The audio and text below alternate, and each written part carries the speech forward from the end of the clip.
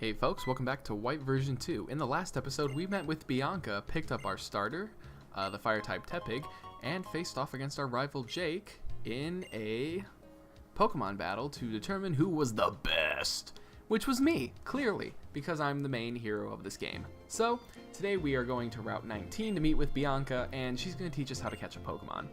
As if we already didn't know how to catch a Pokemon. In case you didn't know, please watch as Bianca demonstrates how to catch a Pokemon. Crikey, there's a wild Purloin up there. Crikey, there's an even more wild Tepig. I'm sorry, that's a Lillipup. My bad. Oh, the wild Lillipup is using Tackle. It almost knocked it out. I probably shouldn't be doing a Steve Irwin impression. Basically the point is that you have to weaken a Pokemon, throw a Pokeball, and it will be caught. 9 out of 10 times. Maybe less.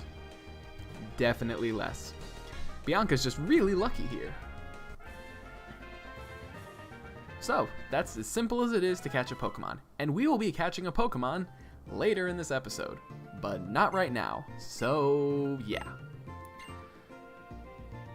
And then she just keeps going on and on about, lower the HP, give it a status ailment, and kill it if you want experience. I'm sorry, we don't kill Pokemon. Make it faint if you want the experience, but catch it if you want a valuable team member. Pokemon included on this route are a Purloin, Lillipup, Patrat, Pidove, I think. Honestly, I think it's only 4 Pokemon, 3 of which have normal as their type. So, if you want a Lillipup, a Purloin, a Patrat, or a Pidove, this is a great place to get one early on in the game. If you don't, there's going to be plenty of other opportunities for you to catch them, and other good Pokemon. Like, these aren't just the best. Trust me, they're nowhere near as good as what we're going to find in a couple of minutes. Clearly. So up here we have a potion. Very helpful. And here we meet Goku. Because, I mean, look at that hair. He's obviously a Super Saiyan. Just jumping and shit. And then he kind of, hey, that was my butt, good sir. You just touched my butt. How did you even notice my Tepig? Maybe butt touching gives Tepigs? I don't know. Alder is very intricate. He was the champion in Pokemon Black and White after a exceedingly long series of events that involved you beating the Elite Four, which was just 4 members, and then going to End's Castle. Spoiler alert, blah blah blah. Then you'd have to go back through the Elite Four, which they were as powerful as they are on their second time around, and then you get to fight the champion, who is as powerful as a second round Elite Four. So, granted, you didn't know what he had, unless you cheated and looked it up online, but you didn't know what he had, so you could be woefully unprepared, or you could not be. Thankfully, Alder's much easier after the 9th attempt. I should know, I've done it a lot. Anyway, moving on from that rant, we're heading towards the Flossie Ranch. Flossie? I think I'm just gonna go with Flossie. Flossie Ranch. And on the way, this is a gimmick of the game actually. If you saw it before I got in this battle, you'll see it again after we get out. A gimmick of this game is there are seasons. And some areas can be accessed during special seasons and some can't. For instance, this area below this youngster that's covered in leaves typically would have pits that you can't walk in. So with the leaves on, you can kind of traverse over them, which I think is absolutely cool. Sometimes small bodies of water will be frozen in the winter. Spring is spring and summer is summer. Spring and summer, I don't really know what's different. I think it's like maybe the tide somewhere or thunderstorms? I don't know. But fall and winter definitely have the bigger aesthetic changes. Winter, you'll see snow around, and It's all really pretty. Actually, I like winter as the season. I can't wait till we hit it. Probably in the middle of summer during this project. Oh yeah, there are trainers on this route. Probably should have talked about them a bit, but they're not too noticeable. For some strange reason, this one up here I'm just going to skip. I couldn't even figure out why I was doing it when I was playing. I think I wanted to save him for when I brought another team member back. Oh, you can get Sawaddle up here, by the way. These are great. Sawaddle are awesome. Grass Bug. Totally get wrecked by Ember. Or any fire type move.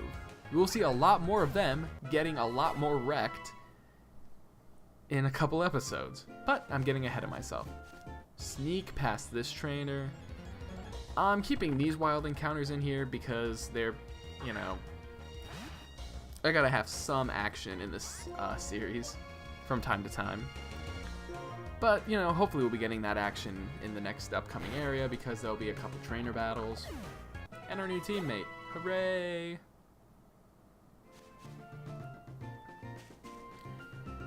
Here, for example, is an instance of where you can get to something because of the leaves. We get a Pokeball, but as soon as I step in this dark patch, I fall into the leaves. Pretty cool. It's a nice gimmick.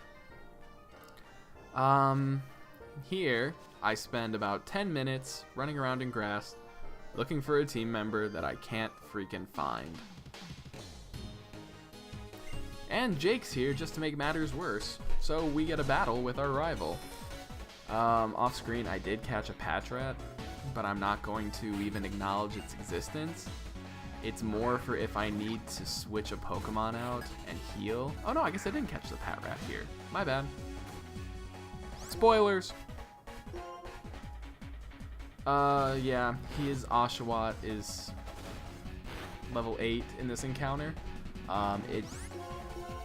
Don't think it has Water Gun yet, so it's not a huge threat. Because if it did, this battle would have been over extremely fast. I know on the screen right now, it kind of looks like a 3, but it's a level 8. Because that would be ridiculous for it to be level 3, considering it was just at level 5. And it goes down almost as fast as it did the first time, and Macho is level 10. Really want a new teammate soon.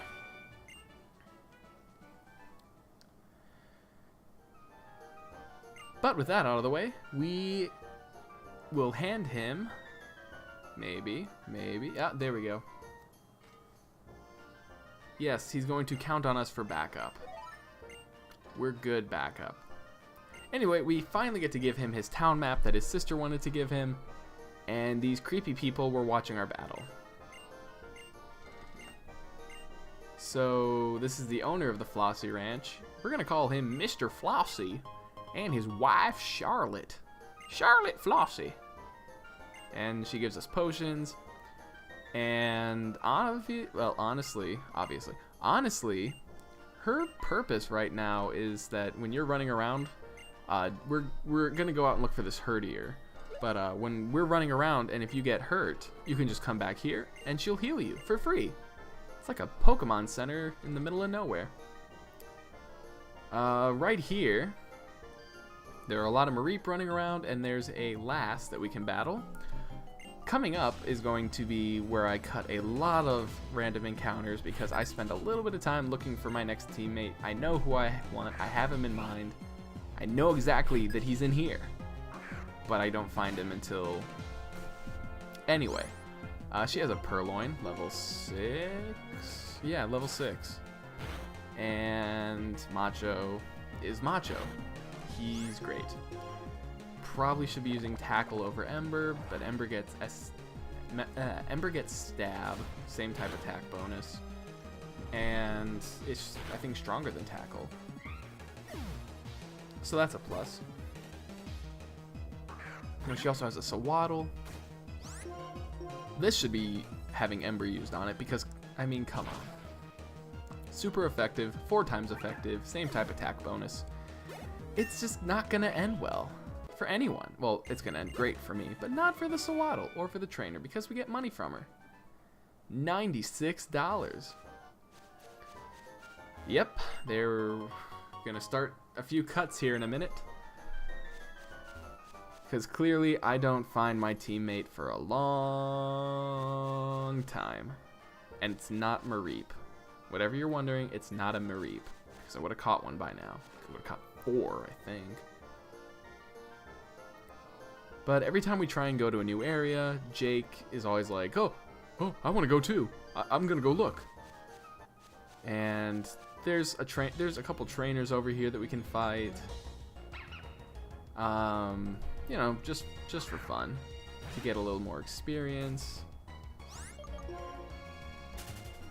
You know, Pokemon you can find in here. I guess I should go over that. Pokemon you can find in here are Lillipup, Pidove, Patrat, Riolu, Mareep, Psyduck.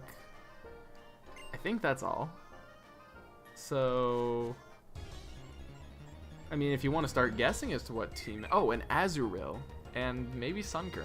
I'm not sure. But if you want to take bets as to what Pokemon I'm going to be catching, leave it in the comments. If you're right, you're right. If not, hey, it's not a contest. And apparently that Yarp means that we are getting closer. And yeah, we are really close, because thankfully our perspective is totally different than our character's actual perspective.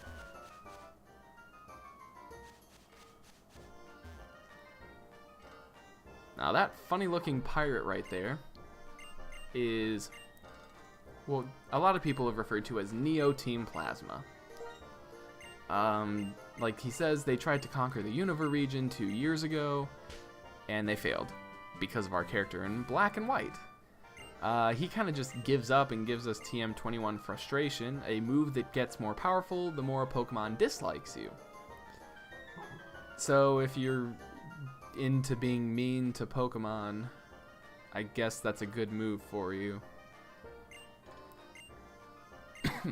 I guess it can be easier to make a Pokemon dislike you than to like you at a faster rate, so maybe Frustration is slightly better in some circumstances. But that does it for this part, so I'll see you guys next time.